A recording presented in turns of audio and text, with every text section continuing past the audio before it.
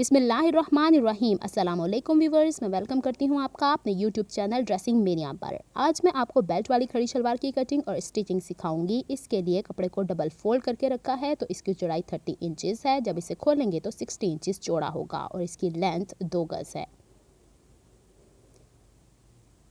सबसे पहले हम शलवार की लेंथ को देखेंगे। मुझे तैयार शलवार की लेंथ 37 इंचेस चाहिए। अब इसमें बेल्ट की लेंथ तैयार 5.5 इंचेस होगी। हाफ इंच सिलाई का मार्जिन दरकार होगा जो कि बेल्ट को शलवार से अटैच करेगा, और 2.5 इंच इलास्टिक का मार्जिन जो कि इलास्टिक को फोल्ड करने के लिए दरकार होगा। तो बेल्ट की लेंथ यहाँ पे हमें कट करनी होगी 8.5 इंचेस के ऊपर। अब शलवार की रिमेनिंग लेंथ कंप्लीट करने के लिए मैं यहाँ पे 32 इंचेस का फैब्रिक लूँगी, जिसमें 1 इंच ऑलरेडी मैं ऐड कर चुकी हूँ शलवार को बेल्ट से जोड़ने के लिए और पांचा फोल्डिंग के लिए। तो ये वो मेजरमेंट्स हैं जो आपने अपने हिसाब से शलवार को स्टिच करते हुए लेनी है। बेल्ट कभी भी ज़्यादा लेंथ में नहीं लेनी होती है, 5.5 से 6 इंच इट्स इनफ। चले अब इसकी दीगर मेजरमेंट्स देख लेते हैं। फैब्रिक चौड़ाई में तो ऑलरेडी फोल्डेड था। अब इसे मैंने लंबाई में भी फोल्ड करके देखा है कि जो मेजरमेंट्स मुझे रिक्वायर्ड हैं क्या वो इसमें कंप्लीट हो रही हैं या नहीं। अब इसे देखिएगा कि इसकी लेंथ मुझे मेजर करनी है। चूँकि 32 इंचेस बेल्ट साइड से निकलेगा, इससे थोड़ा ज़्यादा है। कपड़े में चूँकि कान होती है, इस वजह से 1-2 इंच अगर एक्स्ट्रा भी है तो चलेगा। अब हम इसकी मेजरमेंट्स एक्चुअल कटिंग के लिए करते हैं। अब यहाँ पे फैब्रिक मैंने टोटली सिंगल बिछा लिया है अपने सामने, और इसकी चौड़ाई को मेजर करेंगे। जितना मुझे पाइंचा चाहिए 7 इंच तैयार है, तो चूँकि पाइंचा डबल में होता है तो 14 इंचेस मैं यहाँ पे मेजर कर रही हूँ, और चौड़ाई में 14 इंचेस अगेन दूसरी दफ़ा मेजर किया, और तीसरी दफ़ा भी 14 इंचेस को मेजर करना है। इसका मतलब है कि सिंगल खोलने के बाद पाइंचे की जितनी चौड़ाई है उसका 3 गुना कपड़ा लेकर आपने उसे इस तरीके से फोल्ड कर लेना है। इसके अलावा अगर आपको कोई ईज चाहिए तो आप इसमें 1-2 इंच ऐड कर सकते हैं, और ये इसकी मेजरमेंट्स देख लीजिए। अब आपको इसकी मेजरमेंट्स लेने का तरीका बता दिया है। मैंने 1 इंच एक्स्ट्रा मार्जिन रखने के बाद इसे स्ट्रेट इस तरह खींच के कपड़ा फाड़ दिया है। कपड़े की रिक्वायर्ड लेंथ और विड्थ कट करने के बाद इसे इस तरीके से फोल्ड किया है कि पहले चौड़ाई के रुख पर, फिर लंबाई के रुख पर। इसके 4 ओपन साइड्स मेरी तरफ हैं और 2 folded sides away from me. और लंबाई के रुख पर फोल्ड करते हुए जो ये फोल्ड आया है ये ऊपर रखा है ताकि बेल्ट स्टिच करने में आसानी हो, ये स्ट्रेट कटे। और जितना भी ये कान वाला हिस्सा है ये मैं पांचे की तरफ लाई हूँ ताकि कट करने में आसानी हो जाए। अब इसके निशानात लगा लेते हैं। लंबाई के रुख पे जो फोल्डेड एज था उससे नीचे की तरफ मैंने 32 इंचेस पूरी लेंथ मार्क कर ली है। इसके बाद मैं सेंटर सीट की लेंथ 10.5 इंच यहाँ पे मार्क करूँगी, और इस पॉइंट को नीचे पाइंचे का जो निशान लगाऊंगी 8 इंच, क्योंकि 7 इंच पाइंचा तैयार चाहिए। 1 इंच एक्स्ट्रा इससे यूँ तिरछा मिला दूँगी। तो यहाँ पे ये है लुक, ये आसन है, तिरछा हिस्सा शलवार का जा रहा है, शलवार की लेंथ है और वो फोल्डेड एजेस हैं। अब यहाँ पे जो हमने निशानात लगाए हैं उसके ऊपर डायरेक्ट कटिंग कर लेंगे, क्योंकि सोइंग मार्जिन हमने ऑलरेडी इसके अंदर रखा हुआ है। अब चूँकि ये लंबाई में भी फोल्ड था तो इसका ये वाला हिस्सा जो कि फोल्ड हुआ है इसको भी कट करके स्ट्रेट 2 हिस्सों में डिवाइड कर लेंगे। देखिए ये 2 लेग्स के पीसेस तैयार हो गए। अगर आपके पास फैब्रिक कम है तो आप इस तरह ज्वाइन करके इसका बेल्ट तैयार कर सकते हैं। अब बारी आती है बेल्ट की चौड़ाई की मेजरमेंट की। इसके लिए आपका हिप का जहाँ पे उभार है उसकी गोलाई लीजिएगा। मेरे केस में 40 है, उसमें मैं 6 इंचेस एक्स्ट्रा ले लेती हूँ, और 1 इंच सिलाई का मार्जिन, क्योंकि मैं यहाँ पे जो बेल्ट इस्तेमाल कर रही हूँ उसकी एक तरफ सिलाई आएगी। अगर आपके दोनों साइड पे फ्रंट और बैक पे सिलाई आती है तो आपने 1.5 से 2 इंच एक्स्ट्रा लेना है।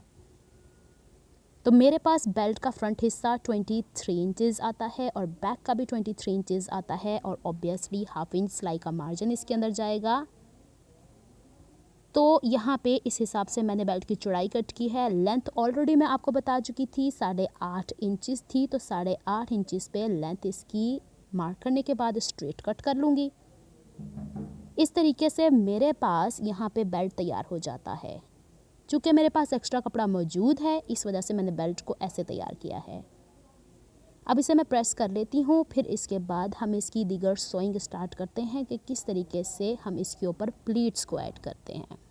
सेंटर सीट को ज्वाइन करने के लिए मैंने जस्ट बैक के सेंटर सीट को यहाँ से ज्वाइन किया है, फ्रंट वाले को ओपन रहने दिया है। आपको याद है कि मैंने जब इसे कट किया था तो इसको मैंने क्रीज लाइन बिठाई थी जो कि इसके सेंटर को मेंटेन कर रही है। अब आपको ये जहन में रखना है कि फ्रंट का सेंटर सीट स्टिच नहीं हुआ तो जो भी प्लीट्स की डायरेक्शन होगी वो फ्रंट सेंटर सीट की तरफ आएगी। इस तरह आप भूलेंगे नहीं। इस तरीके से इसे मैं दोबारा से आपको दिखा देती हूँ। अब जो हमने शलवार का सेंटर मेंटेन किया हुआ है उसे फ्रंट की तरफ 2.5 इंच पे चौड़ाई पे मार्क लगाएंगे और इस फैब्रिक को उसी मार्क के ऊपर फोल्ड करके फ्रंट की तरफ लेकर आएंगे। इस तरह हमारे पास 4 लेयर्स ऑफ फैब्रिक आ जाते हैं। फ्रंट के फैब्रिक को इसके साथ ही रहने देंगे, लेकिन बैक की सेंटर सीट वाला जो फैब्रिक है उसे सेपरेट कर देंगे। इस तरीके से अब हमारे पास 3 लेयर्स ऑफ फैब्रिक हैं। इस पर हाफ बूट के गैप से सिलाई लगा देंगे। ध्यान ये रखना है कि बड़ी प्लीट की डायरेक्शन फ्रंट सेंटर सीट की तरफ होगी। इसी तरीके से दूसरी तरफ भी हम 2.5 इंच का ही मार्क लगाएंगे और इस फोल्डेड हिस्से को अगेन उस 2.5 इंच के मार्क पे फोल्ड करने के बाद बैक सेंटर सीट वाला लेयर जो फैब्रिक की है उसे सेपरेट कर देंगे। इस तरह से ये एक स्ट्रेट फैब्रिक बन जाता है। अब इन दोनों प्लीट्स को स्टिच करके मैं आपको दिखाती हूँ। यहाँ पे देख लीजिए कि स्टिच होने के बाद प्लीट्स की डायरेक्शन फ्रंट सेंटर सीट की तरफ है। अब सेंटर सीट पे 1/2 इंच का मार्जिन जो कि सिलाई में जाएगा उसे छोड़ने के बाद बाकी का सारा हिस्सा जितना भी फैब्रिक का बचता है उस पर छोटी छोटी प्लीट्स डालेंगे और उसको 4.5 इंच के गैप में कंप्लीट कर लेना है। प्लीट्स की डायरेक्शन दोनों साइड से सेंटर सीट की तरफ होनी चाहिए। यहाँ पर हाफ बूट के गैप से मैंने प्लीट्स स्टिच कर दी हैं। अब इसकी चौड़ाई देख लीजिए, बड़ी प्लीट जहाँ एंड हो रही है उसके बाद ये टोटल 5 इंच होना चाहिए। 1/2 इंच सिलाई का मार्जिन हमारे पास स्ट्रेट रहना चाहिए। अब बेल्ट को डबल फोल्ड करने के बाद इसके सेंटर पे निशान लगा रही हूँ। अगर आपकी बेल्ट फ्रंट और बैक से स्टिच हुई हुई है तो आपके पास सेंटर ऑटोमेटिकली मौजूद होगा। अब इसे फ्रंट से इस तरीके से रख कर बेल्ट को देखना है। यहाँ पे मैं एक चीज़ बता दूँ कि बेल्ट की निस्बत शलवार की चौड़ाई अब ज़्यादा होनी चाहिए। एक आध प्लीट पीछे डलेगी तभी शलवार बैलेंस होती है। यहाँ पे तकरीबन 1.5 इंच का फैब्रिक मेरे पास ज़्यादा आ रहा था तो उसको कवर करने के लिए मैंने एक छोटी सी pleat away from the centre seat दोनों साइड के ऊपर स्टिच कर ली है।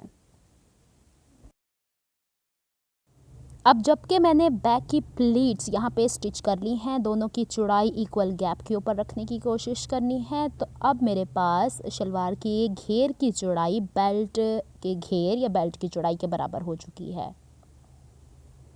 इसके साथ इस तरीके से सीधी साइड रखने के बाद हाफ बूट के गैप से सिलाई लगा के बेल्ट को शलवार के साथ स्टिच कर देना है। यहाँ पे मैंने बेल्ट को शलवार के साथ स्ट्रेट सिलाई के साथ स्टिच कर लिया। आप चाहें तो इसे ओवरलॉक यहीं पर कर सकते हैं। अब सिलाई का सारा मार्जिन ऊपर बेल्ट की तरफ रखने के बाद हाफ बूट के गैप से सिलाई लगाऊंगी और इस तरीके से सेंटर सीट को बेल्ट के साथ स्ट्रेट सिलाई के साथ स्टिच कर दूंगी। ऊपर मैं इलास्टिक अटैच कर लूँगी। उसका ट्यूटोरियल ऑलरेडी मेरे चैनल पर मौजूद है। डिस्क्रिप्शन बॉक्स में मैं लिंक दे दूँगी, आई बटन पर भी शो कर दूँगी। इलास्टिक बैंड अटैच करने के बाद शलवार की ये कंप्लीट लुक है बेल्ट साइड से। और जहाँ पे हमने बड़ी प्लीट को ऐड किया था वहाँ से सेंटर को मेंटेन करेंगे, बेल्ट को भी ऐसे मोड़ के रखेंगे और शलवार की लेंथ मेजर करेंगे। अब हमारे पास शलवार की लेंथ 37.5 इंच होनी चाहिए।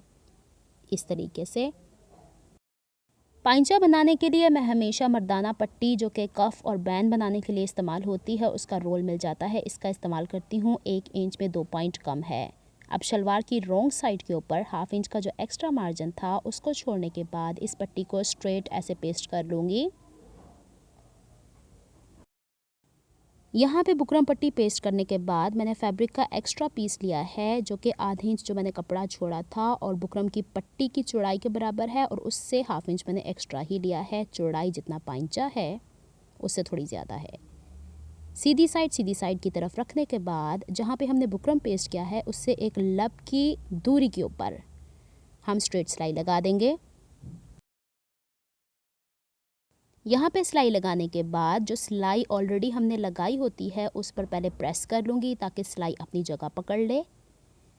फिर इस तरह शलवार को सीधी साइड पे रखने के बाद इस पट्टी को थोड़ा दूर करके इस तरीके से प्रेस करूँगी और फिर इसे इजीली मैं बैक की तरफ फोल्ड कर दूँगी। इस तरीके से बड़ी सफाई के साथ पलटी जाती है। अब इसके ऊपर मैं लब की सिलाई यानी बिल्कुल कॉर्नर की सिलाई लगा दूँगी। यहाँ पे देखिए कि मैंने इसके ऊपर कॉर्नर वाली सिलाई लगाई है। अगर आपने बिल्कुल रेडीमेड जैसा लुक देना है जैसे कि बाज़ार से मिलती है तो इस तरह बैक का कपड़ा फोल्ड कर लीजिएगा और उस पर एक कोने की सिलाई ऊपर जहाँ बुकरम एंड हो रहा है उसके ऊपर स्टिच कर लीजिएगा। अगर आपने पाइंचे बनाने हैं तो हाफ फुट के गैप से जितनी सिलाइयाँ इस बुकरम के ऊपर आती हैं वो आप इस पर सिलाइयाँ स्टिच कर लीजिएगा।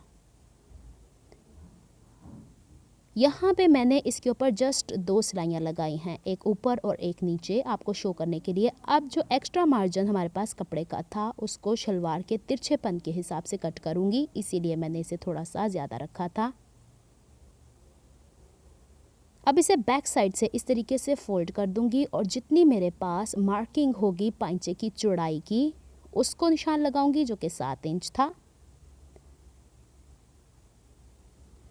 और ऊपर से आसन की जितनी चौड़ाई होगी मैं पहले आपको यहाँ पे पाइंचा मार्क करके बता देती हूँ, 7 इंचेस। अब जो मैंने आपको मेजरमेंट बताई है उसमें आसन 15 इंच आराम से तैयार हो जाती है, लेकिन मैं नॉर्मली 14.5 इंचेस लेंथ पहनती हूँ। तो मैं आपको दिखा रही हूँ कि देखिए किस तरीके से 15.5 इंच तक आराम से इसके ऊपर जिसकी भी सेंटर सीट होगी वो इस मेजरमेंट को ले सकता है। सेंटर सीट से बिल्कुल कोना नहीं बनना चाहिए, हल्की सी गुलाई आनी चाहिए स्टिचिंग में, अदरवाइज़ यहाँ से सिलाई खिंच के फट जाती है। अब इसे इस तरीके से डबल फोल्ड करने के बाद मैं आपको दिखा रही हूँ कि किस तरीके से हल्की सी गुलाई आएगी सेंटर सीट की तरफ से।